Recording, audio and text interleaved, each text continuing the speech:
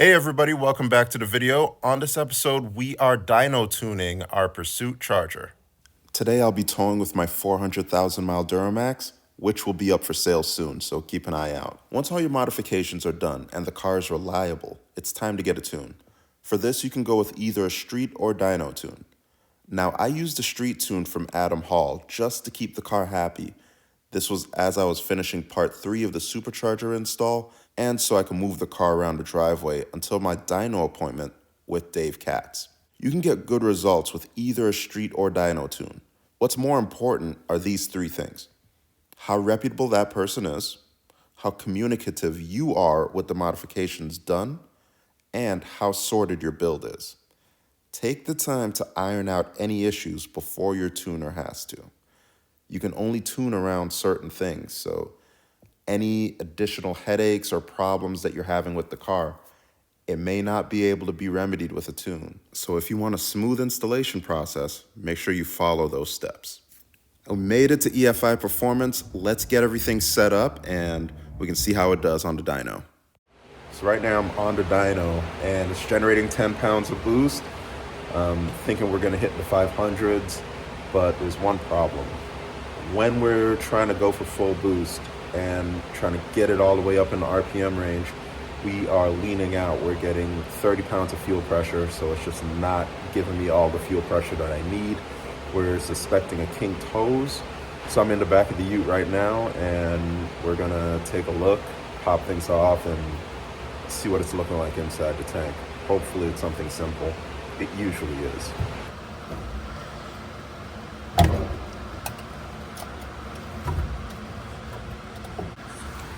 It looks like is the rubber line split. No, looks good. I couldn't tell from that angle. It looks like it might be. It's a QFS, but it's a okay. 525. I was gonna say. It didn't look good, so it kind of did, but.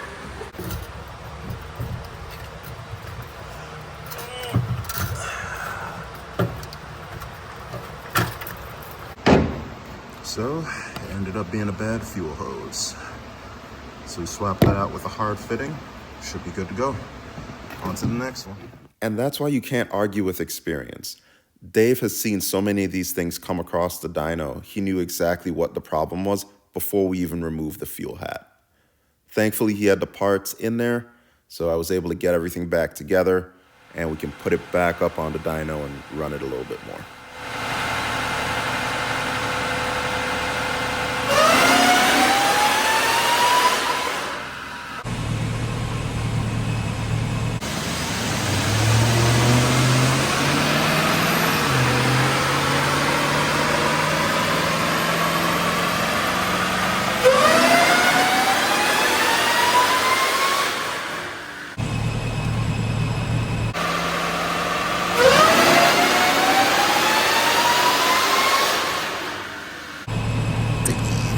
We ran into a couple issues along the way, but 565 horsepower so far. Wow.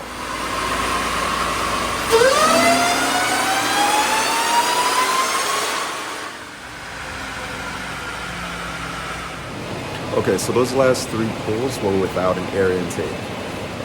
Dave has an air intake that he's just gonna let me borrow for the meantime. If you got a good price on one, leg maker, JLT, whatever the case is, email me, let me know how much you need to have for it. I may have to buy it because I can't find anything local for a good price. But in any case, we're gonna run it with this JLT. We're gonna see what difference in power that it makes. Right now it's at 569 and 519 torque. So we'll try it one more time, see if it makes a difference. We think it'll make more power with it on, so just based off of this past experience, but we'll see what happens.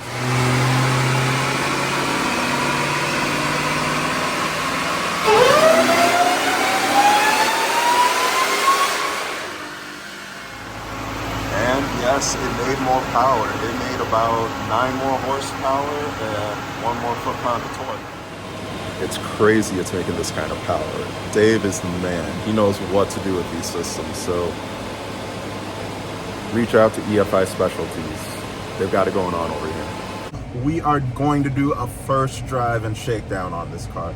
Make sure everything is driving and functioning normally as expected. We only got to drive it on the dyno, so I haven't put on many miles on this thing, besides the pre-tune run to the E85 station. So let's get it out on the road, and I can show you what's been going on with this thing. I've gotten it up to operating temperature. I'm logging it with HB tuners, so we'll be able to see things as they happen and make sure nothing is going south on it. When I started this build, I wanted to create a ute that Dodge would have done if they were building utes.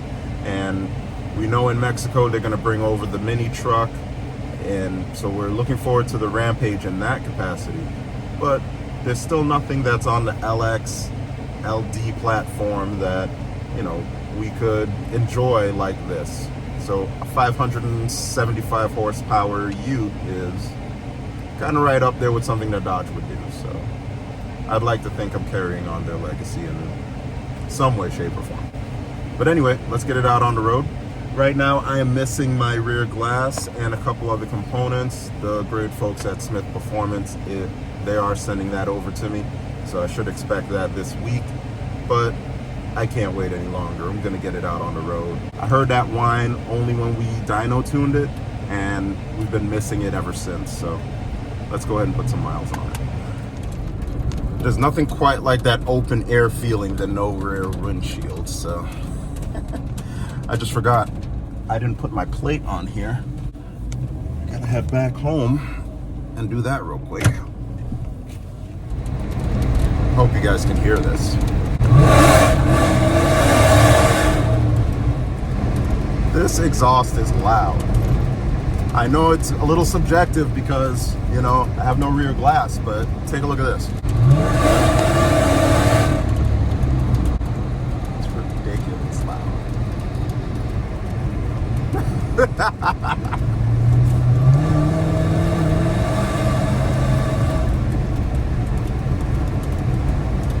That's part throttle at 3,000 RPMs. Crazy.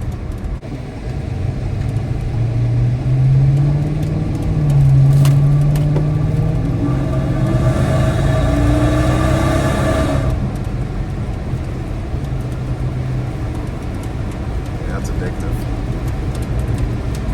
I got a problem on my hands. I like this a little too much. Dyno Day was a success, but we had a few hiccups that were mainly fuel related. We did manage to fix that ruptured fuel line, but even afterwards, we were still losing fuel pressure.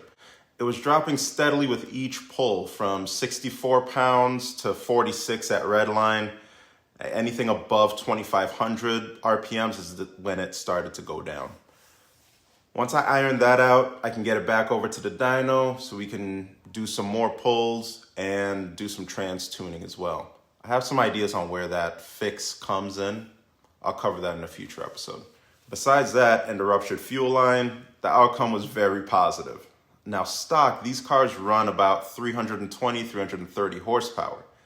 This car's bone stock, no extra ring gap, MDS cam, stock lifters, 130,000 miles, and it made 577 horsepower and 520 foot-pounds of torque. That is a 250 horsepower increase. And if we had a upgraded cam, we would be over the 600 horsepower number easily. So regardless, I am really, really happy with the outcome. We are extremely close to my goal of 600 horsepower.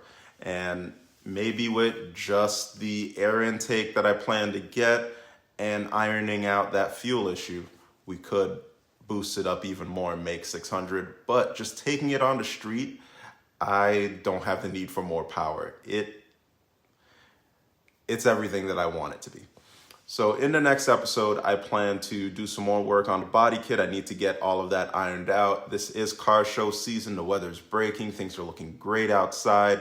And we need to show it off. We need to show all of the things that has transpired. And I just appreciate you all being along for the ride with me. Your thoughts and comments have gone a long way into me perfecting what I'm working on and making sure that it's the best that it can be. So thank you.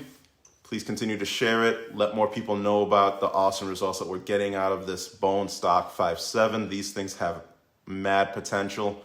And who knows, I may do another Hemi project coming up soon. I see a lot of the comments asking, to do it on a 6.4. Does this work on a 6.1? Things of that nature. And I think I'm addicted to Hemi life. So look out for another Hemi build coming soon. I got a couple ideas, but I won't announce anything until it's set in stone. Next up, I'll do a price breakdown. I have the front bumper of the car off right now so I can show everything that I've done in its final form, go over pricing with you, make sure that it's something that you all are comfortable doing. And yeah, thanks for watching.